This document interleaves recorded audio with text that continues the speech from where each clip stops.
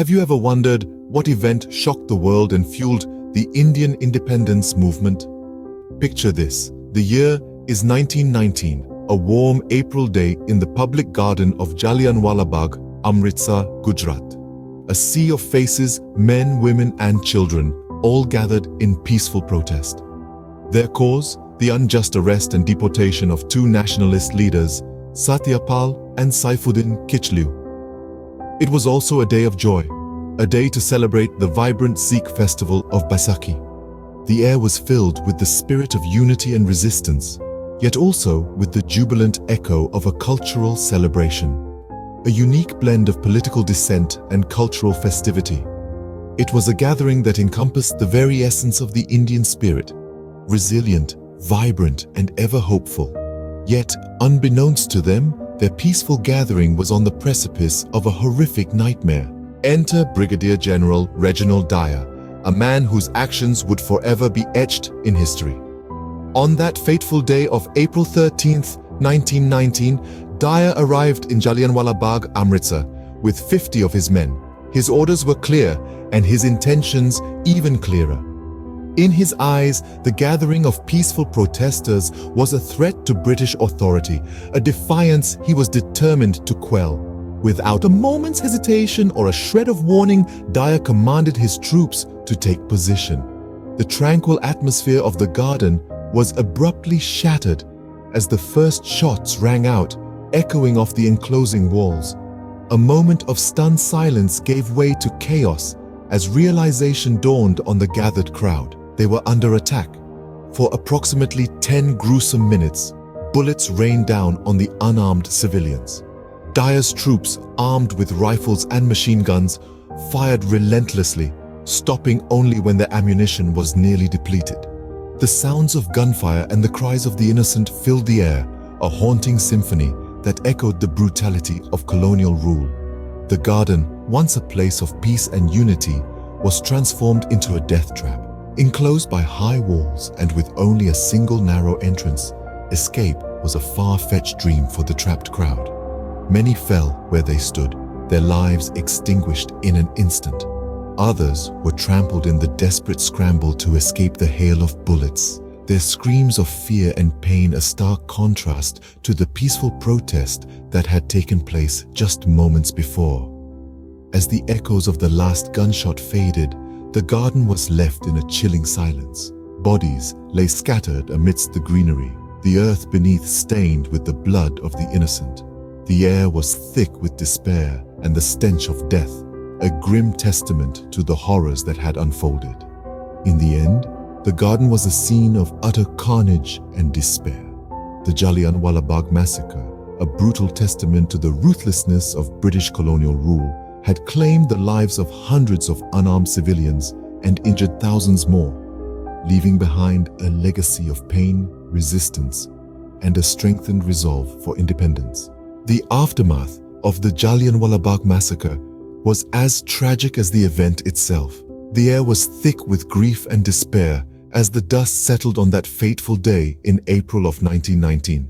In the heart of Amritsar, Punjab's Jallianwala Bagh, a public garden, had become a public graveyard. The garden that had been a place of joy and celebration was now a scene of absolute horror. The estimated count of casualties was staggering. Hundreds of unarmed civilians, including men, women, and children, had been ruthlessly killed.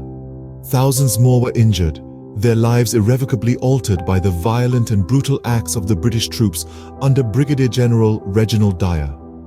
As the news of the massacre spread across the globe, it was met with shock and outright condemnation. The world was aghast at the unspeakable violence that had been unleashed upon a crowd of peaceful protesters. The brutality of the event was a stark reminder of the oppressive nature of colonial rule. In response to the international outcry, the British government appointed a committee known as the Hunter Commission to investigate this incident.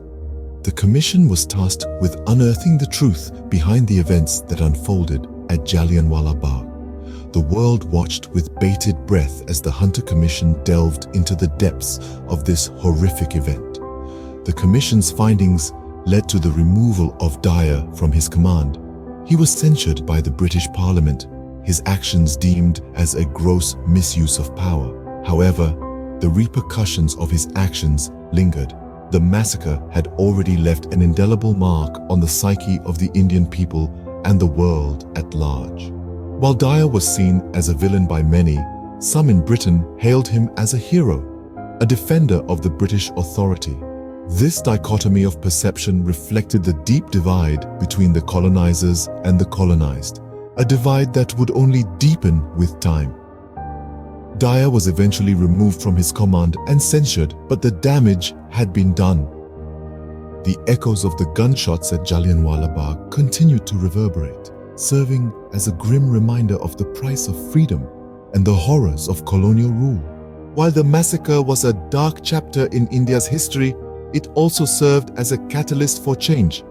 The Jallianwala Bagh massacre was more than just a brutal incident. It was a turning point that fueled the Indian independence movement, strengthening the resolve of Indians to fight for freedom from British rule. This event struck a chord deep within the Indian psyche, igniting a spark that would soon turn into a raging fire of resistance.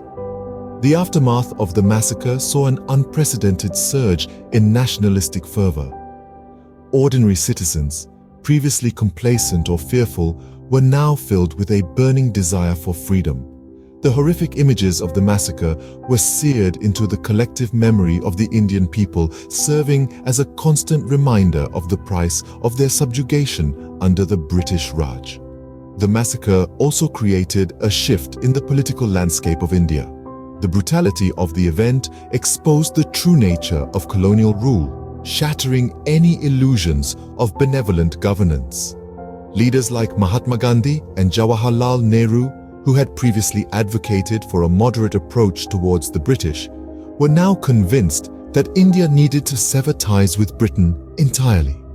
Their call for Purna Swaraj, or complete independence, became the rallying cry for millions across the country.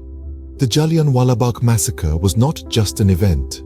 It was a symbol of the oppression and violence of colonialism. It was a stark reminder of the lengths to which the imperial powers were willing to go to maintain their control. This realization galvanized the Indian populace, uniting them in their struggle for freedom. The massacre was a tragedy, but it also served as a catalyst for the Indian independence movement, transforming it from a somewhat disjointed struggle into a cohesive, nationwide movement. The blood of the innocent victims watered the seeds of freedom, inspiring generations of Indians to fight against colonial rule. The Jallianwala Bagh massacre remains a poignant reminder of the sacrifices made in the journey towards India's freedom.